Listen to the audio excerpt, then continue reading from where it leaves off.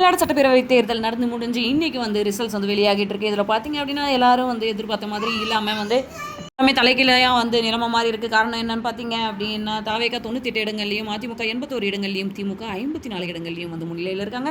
இதில் நம்ம பார்க்க வேண்டியது என்னென்னா திமுகவில் முதல்வர் உட்பட 15 அமைச்சர்கள் பின்னடைவு. இதில் பார்த்தீங்கன்னா முதல்வர் அன்பில் மகேஷ், உதயநிதி ஸ்டாலின், KN நேரு, மா சுப்பிரமணியம், ஏவா வேலு, சேகர் பாபு இந்த மாதிரி முக்கிய புள்ளிகள் எல்லாமே வந்து பின்னடைவை தான் வந்து சந்திச்சுட்டு இருக்காங்க அப்படின்றத நாம் இங்கே பார்க்குறோம்.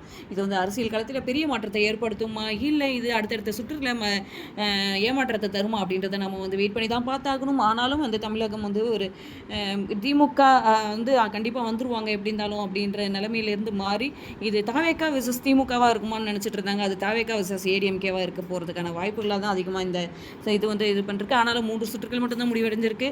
இன்னும் வந்து 18 சுற்றுகள் இருக்குது. அதில் என்ன வேணால் நடக்கலாம், எப்படி வேணால் மாறலாம். அடுத்தடுத்த இதுக்கு நம்ம சேனலை சப்ஸ்கிரைப் பண்ணிக்கோங்க. இந்த வீடியோ பிடிச்சிருந்தா லைக் பண்ணுங்கள். தேங்க்யூ.